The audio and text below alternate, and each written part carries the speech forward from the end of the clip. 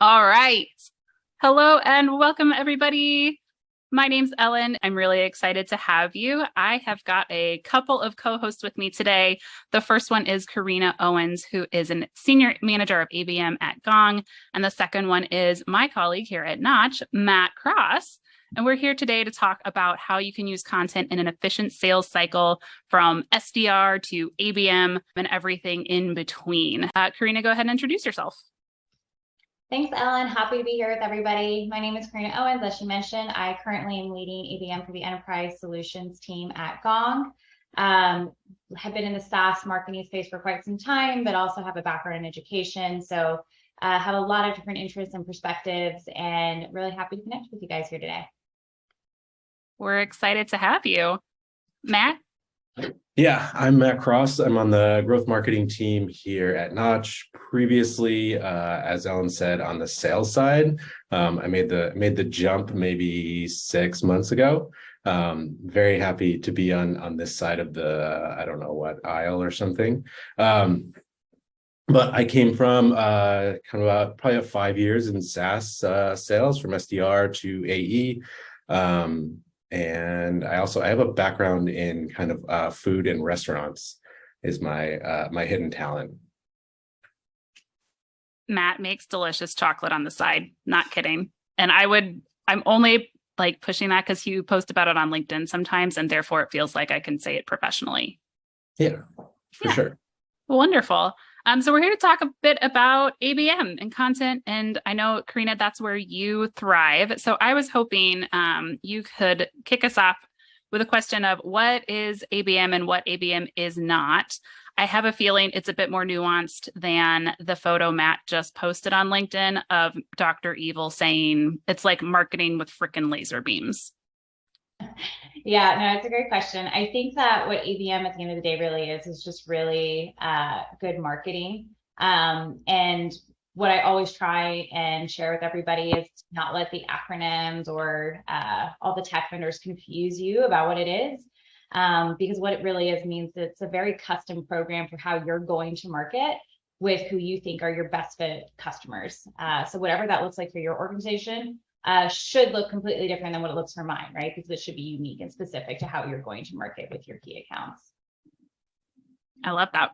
Matt, what's your experience fitting in with kind of what Corrina just said? I completely agree. I think there's a lot of confusion around what ABM is and actually how to do it. I think one of my first jobs, I was at a BDR under marketing, and my boss at the time kept talking about ABM maturity, and I didn't really understand it. But I think it's a journey and not a single kind of action or a short period of time. Does that mean that it starts once someone is pretty far down your funnel? Where would you say ABM starts to kick in? Matt or Corrina, happy to have you answer. I think that depends on the metrics and I know we're going to get a little bit more into that too. I think it depends. For us, it's certainly always on. We're always educating, we're always informing. But I do think that you can get more personal and specific to these accounts as they move further down the funnel. So a lot of how you're going to prove your bang for your buck with these different investments is going to be at that later stage sales cycle where you know that you're fully in it. It's between you and others. But I do think that it's always on. But I think you're going to be able to prove the effectiveness and deliver the most personalized piece of content or programs once you are actually in a buying cycle. So thinking more that as you move further along, as you learn more about that account or about that person, you might be able to be more effective. 100%. Yeah. And I think that a lot of the times people do get stuck with the starting out with ABM in more of the targeted demand kind of approach. So really that's not very custom, right? It's probably maybe custom to a specific set of industries or lookalike accounts from how you're personalizing, but it's not truly unique to that one customer. So the only way you can get into providing more of those unique experiences is if you're really, hand-to-hand combat with sales in the sales cycle with them. I would specify that that's hand-to-hand comment on the same side as sales, not hand-to-hand combat against sales, trying to bring everything in. 100%. That's a great way, Matt. I'm going to loop you back in. What would you say are some of the things that you would look for, hope for in a really strong marketing and sales relationship? Because I think that's one of the key reasons that an ABM program would be successful. I think first you have to have the right or the same objective and agree on that. Otherwise you get into the like marketing sending MQLs over here and they're terrible, and like the sales team hates them, and marketing's like, well, I just hit my number, which isn't ABM at all. But I think that, and then kind of understanding and trust in like what each other's roles are, and that each kind of team has their roles to play, and that you need each other to kind of, one, run marketing, the other is to like inform in how that collateral and strategy is working. So I think it's just the general overall like trust in working together. And I think you can start with that, Matt, to your earlier point, when you align your objectives and metrics together.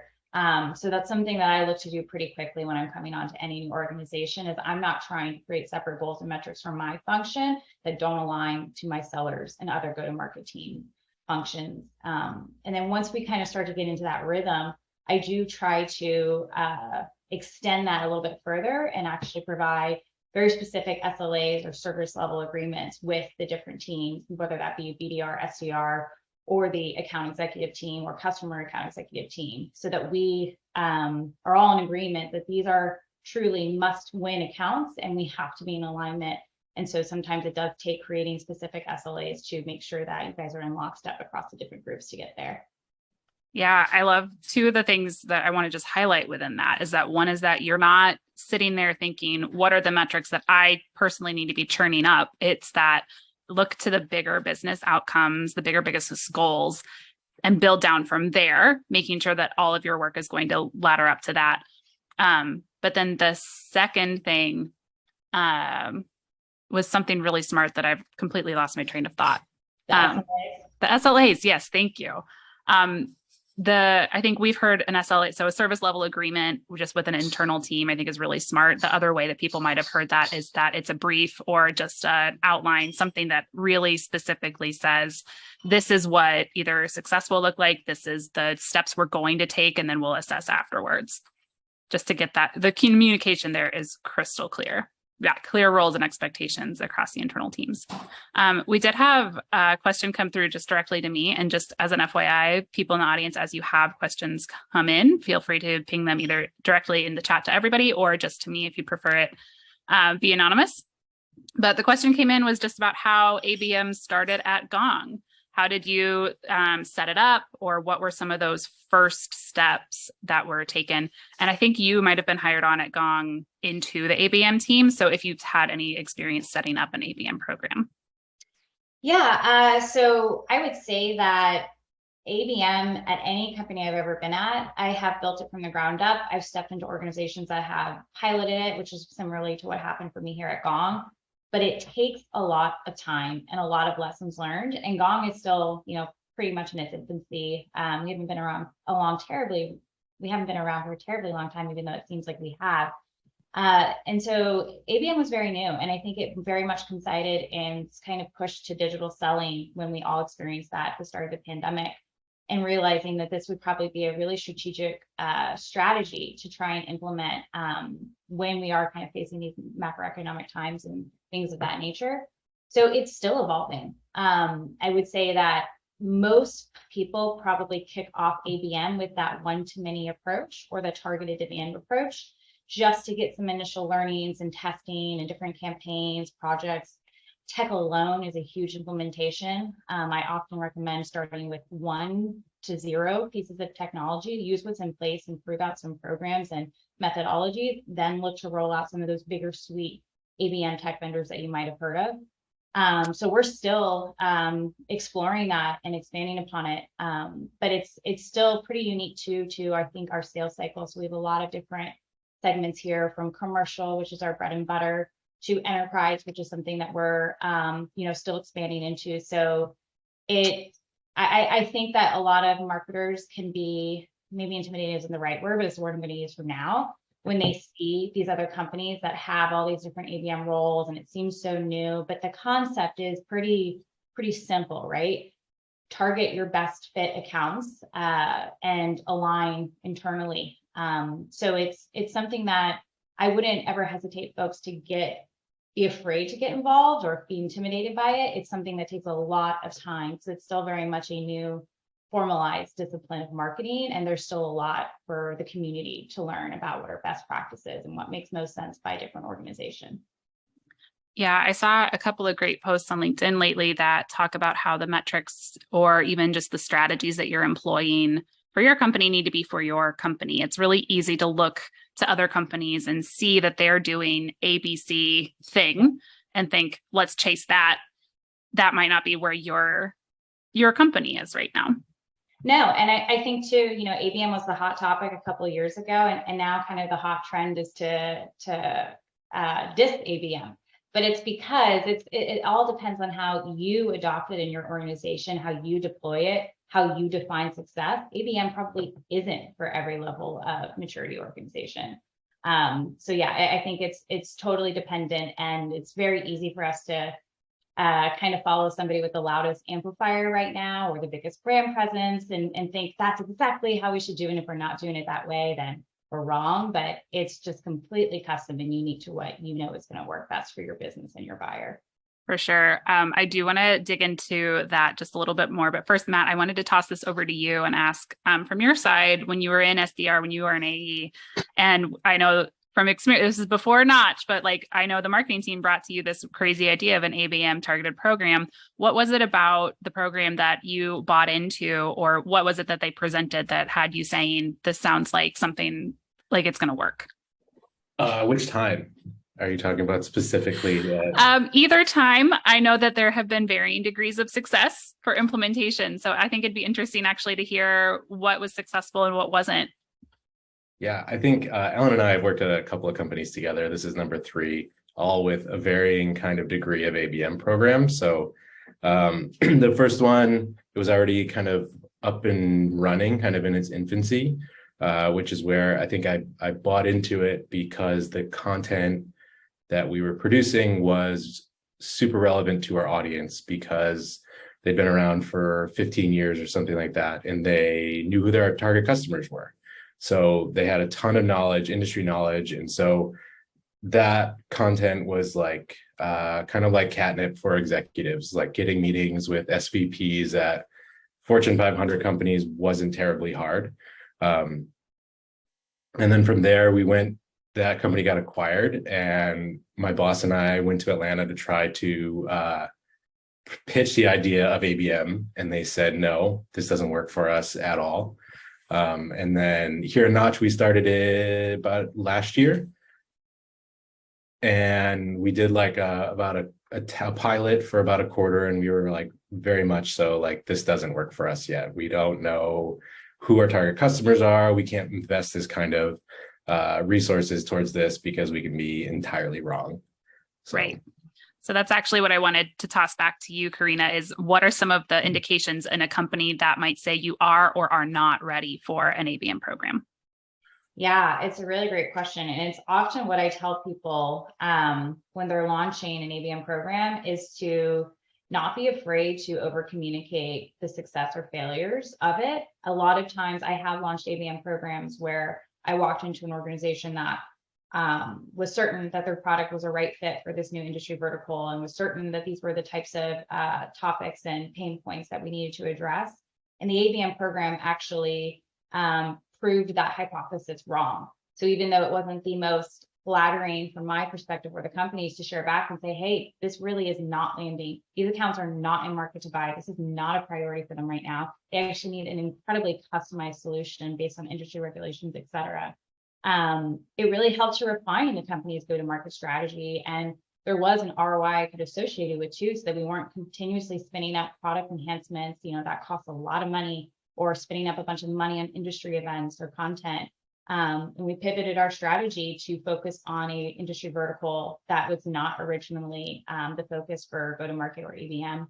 So I think that it's really important that when you're in this seat to really act as a steward of data and share those findings early and often, over communicate. It's never too much communication.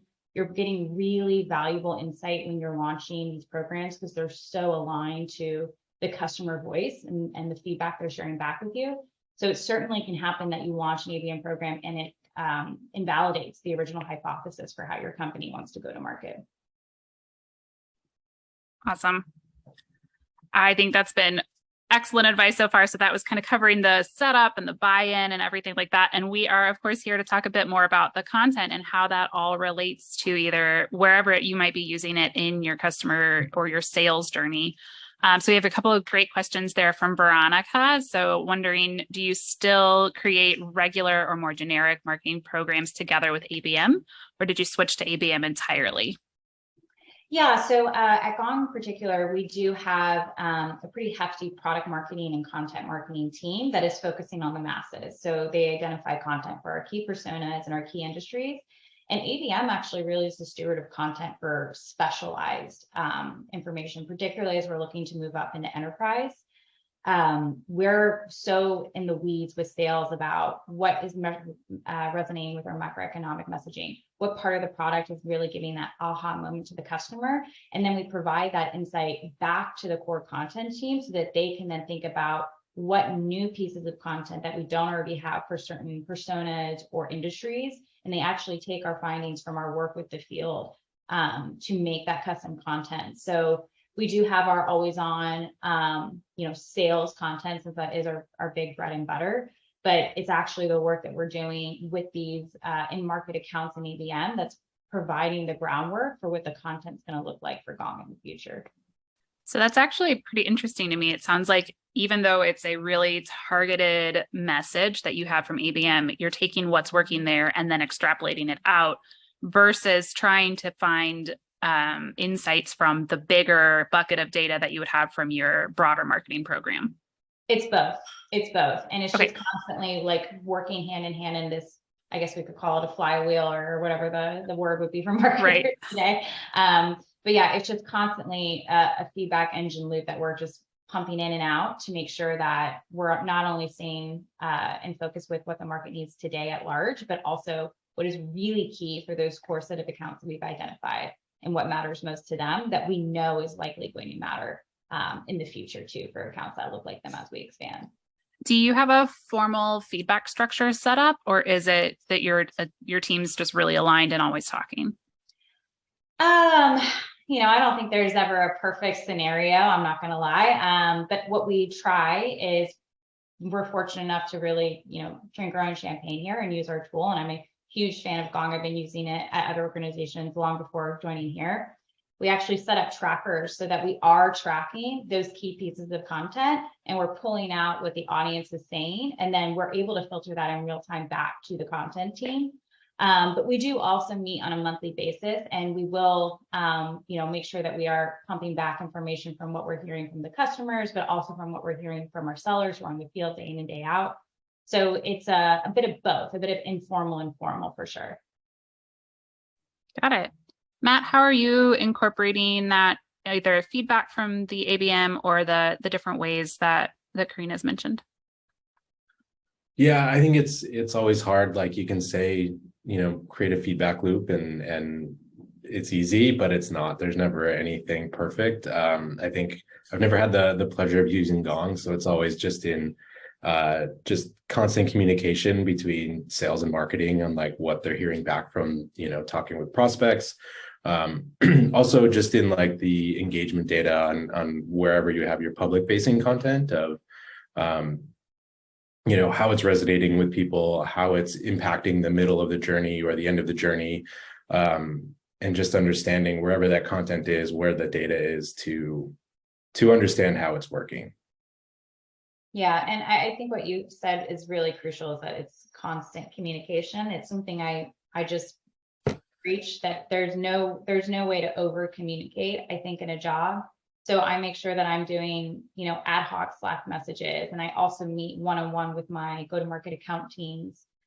We have quarterly and monthly revenue meetings. But I also do things like an ABM newsletter where I'm showing the sellers like, hey, this is the ad or this is the content that worked for these types of people as inspiration so that they can hopefully feel like they have everything in their arsenal to go to market and create that same effect that others are seeing. So I think the key of what you said there, Matt, is that there is no perfect solution. So try them all and do not worry about annoying anybody. I can promise you your sellers will not be annoyed with information like that. Yeah, I think that's key, is that you have to try everything at first to figure out what's going to happen. And I think the only wrong answer would be to not do anything. It's like, as long as you're trying, you have to get over the perfect and just go for the good, or even sometimes just the done.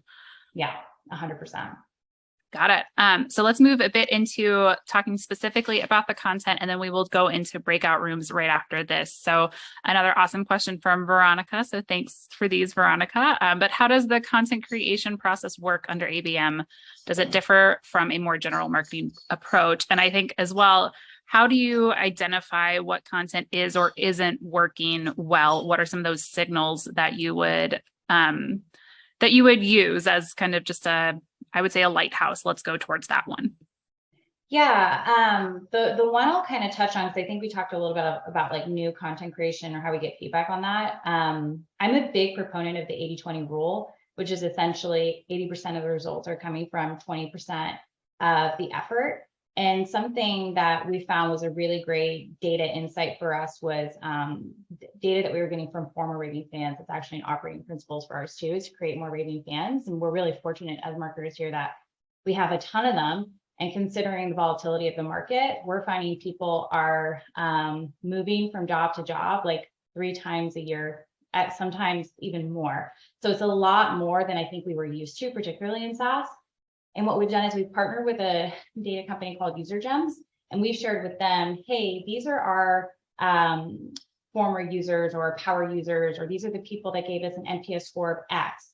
Please let us know when they move and change jobs. And because it can happen so frequently, a lot of your manual LinkedIn Sales Navigator reports or different Salesforce reports can break down. So this data input, we've actually created this process where the entire account team gets a very specific Slack alert once this movement happens. And then we have an orchestrated play that puts them into a program, but it's designed for these sellers to be super personal and intentional about their outreach. So when they see this movement happen, they do coordinate with our account team that previously served them to really get an understanding of the account. What do we do for them? Were they a power user, or were they somebody that was involved in the front end of the deal? Did they help us, champion in other parts of the business, et cetera?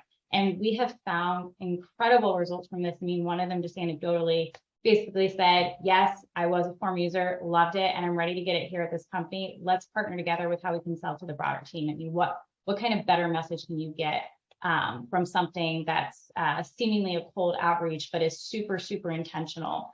And that's really helped us to accelerate a lot of our deals. So it's a campaign, it's a tactic, it's a data point, but there's content within that too. So I wanted to just call that out as something that's been really helpful for us, is just focusing on the people that we know, love us, know us, and can be our champions, and creating a program and content designed to serve them. Happy to dive into that further with anybody too. Great. Matt, what are your thoughts on the kind of content that you might be using throughout? And I would expand that then to the whole cycle, not specifically ABM, but like any place that you've used that in sales. Yeah, actually, I really liked what Corrina said about UserGems and just finding your past customers. I've had a lot of success with that manually, and just getting the same responses. People that have moved jobs, but they used to use your product, and you just reach out to them and say, hey, how's it going? Do you think it makes sense there? And like, that's about it. And then they just respond kind of similar to that, like, absolutely, yes, I'd be happy to. And then they're instantly your champion. But anyway, aside from that, I think in content, just along the whole sales cycle is, it needs to be, I think, just really useful, I always think, for your intended audience. Like, it needs to help them do their job better. And it's almost like what I always look for now. Like if you just are some kind of fluff sales content piece, I'm probably not going to pay attention to it. But if like you actually help me solve that problem specifically in that moment, then I'm going to pay attention to you much more. A lot of where I've seen that come from internally is having your own SMEs who have had that job, who've done it, who understand the pain points, and then creating the content through that way. And then kind of reaching out to like I think a more like being able to talk to a higher level as you go through the sales cycle. So like you want to be able to have whatever the level of person you need in the room to make the decision, like a VP or an SVP, that you can speak to them and hold their attention in a meeting with the content as well. And I want to just piggyback off of that, Matt, because I think a really great way to think about that is aligning your key personas with key personas at your organization. So maybe Matt can't speak to a CEO. I mean, Matt, I'm sure you can, but aligning your CEO with theirs or your RVP of sales with theirs, that can help them to disseminate that content so much easier. So maybe you had a really great research report that you just released. Maybe it's not best suited for your SDR to send out. Maybe it's better to have their peer send out that content and make sure that they're also engaging on the flip side. Make sure that your RVP of sales is also engaging with their content on LinkedIn or whatever that social media platform is. So speaking that language, it's really easy to do. You do have to set up some systems and some teachings and alignment internally, but that's probably the best way to do it, is to give the content that your team has created and make sure that you're allowing your different personas at your company to share it and speak on behalf of it. That is really exciting. And we have one comment coming from Phoebe. She said to double down on what Matt said. I think a lot of times within B2B, content is so theoretical and high level. It's the tactical stuff that is so much more compelling, which I have to agree. That is almost exactly why we're here today, is to get some tactical information. How are you measuring either the ROI or the success or failure of an ABM program? And I would say I don't necessarily need to know your exact failures or successes, but what are those key things, your strategies and tactics that you would use to understand? Matt, you're unmuted, so you get to go first. Ooh, that's a good one, because I wasn't always deeply involved in the measurement of it, but I think you have to start kind of at the beginning of your audience journey, when they first begin, like start their contact with you. Some of those leading metrics are not so set in stone. Things like things that you hear people talking about, seeing people share things, positive things that the sales team is saying, going into more kind of harder metrics of more like maybe meetings and pipeline or some sort of engagement on your content.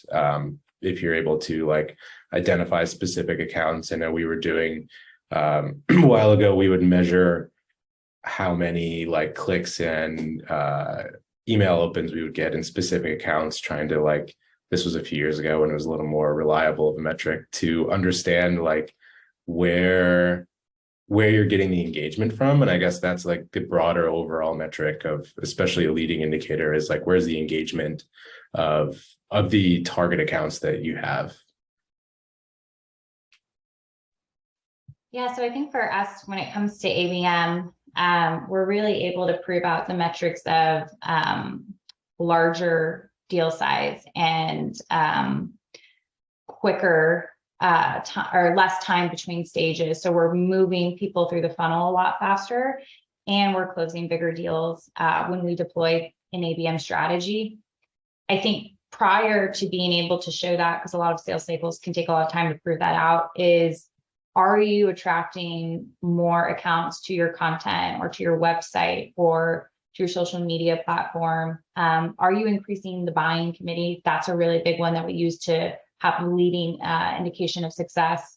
And are we identifying the right people at the right point in the sales process as well? So even pre-pipe, do we have the right people engaged, identified? There's a lot of look back that I do just to gut check, and I always have a control group as well. So similar alike accounts, but accounts that haven't gone through that same level of customization and treatment and program spend. And we just did a really great end of quarter review where we did see that, 100% more engagement when we did deploy a strategy compared to those with the control group. So I think it's really critical to have that in place as well when you're looking back. So there's something to compare it to or have a frame of reference. I think that's genius and very scientific, and something that's really overlooked a lot in an A/B test. I think especially in marketing, we think of it as here are it's basically two brand new things that you're going to throw out there instead of saying your status quo against these two new things. So I think super wise and an important detail. I also like you talked about a couple other things. So the time to actually closing the deal has been shortened, and increasing the buying. I can't remember the phrase you used, but the number of people who are buyer group. There you go. Yep. The really complicated word, group. But the buyer group of people who are now involved and who might have seen themselves like a use case that they could really associate with in your product to start being an internal champion as well, really starting to expand outside of just that one, probably the initial contact that you had, one or two people. Right. So, or the desired, right? Because I think a lot of times organizations want you to go after that C-level. They may not be crucial at the early stage, but that end user persona that often gets less love and treatment is, and can maybe, so it's been really helpful too, to identify when are we most successful at bringing in these different kind of roles. 100%. I love that. So we've got about 10 minutes left. I wanted to just toss it back out to the audience. What questions are left over for this conversation about ABM? I had a quick question. In your experience, what type of content has engaged or has gotten the most engagement or performed the best in ABM programs? So two types of content. One has been like a state of the industry report. So something where we've either partnered with a really credible organization like HBR Analytics, or we've ran it ourselves, which is a lot more time consuming, but something that really speaks to your audience and helps them to get a benchmark on where they could or should be. And pairing that often with a credible organization to your audience is really, really beneficial. And plus you have all these different data points that you can repurpose and use in other areas. So it's just something that's like continuously giving us bang for our buck. But also then events. So we do a lot of what I call like use case events, or even sometimes like a demo day. So always having an opportunity for, again, these buying groups in my space are quite large. So having something where they can pop in for an intimate experience, maybe like an executive roundtable where they're doing peer-to-peer networking, or also having just like a always on demo program that you run weekly or bi-weekly or whatever makes sense for your organization. It's kind of this always on content loop where people are getting different strategies and ideas with their peers. And I found that both of those two pieces of content that I mentioned are the best way to build trust and favorability, is by giving the people what they need, which is really more access to their peers and more data points. So those are the two pieces that have been most successful. Excellent. Matt, what are your thoughts? My experience is the industry thought leadership piece of content really did really well. The one that we did it quarterly, and it was on specific industry verticals that we were targeting. And we went out and did a panel study. So it was first party research. And then you could, from the sales side, go and say like, hey, Chase Bank, do you want to know your customer satisfaction score? And how does it stand up against Bank of America? And that was super easy. Every executive at those kind of companies wants to know how they compare to their peers.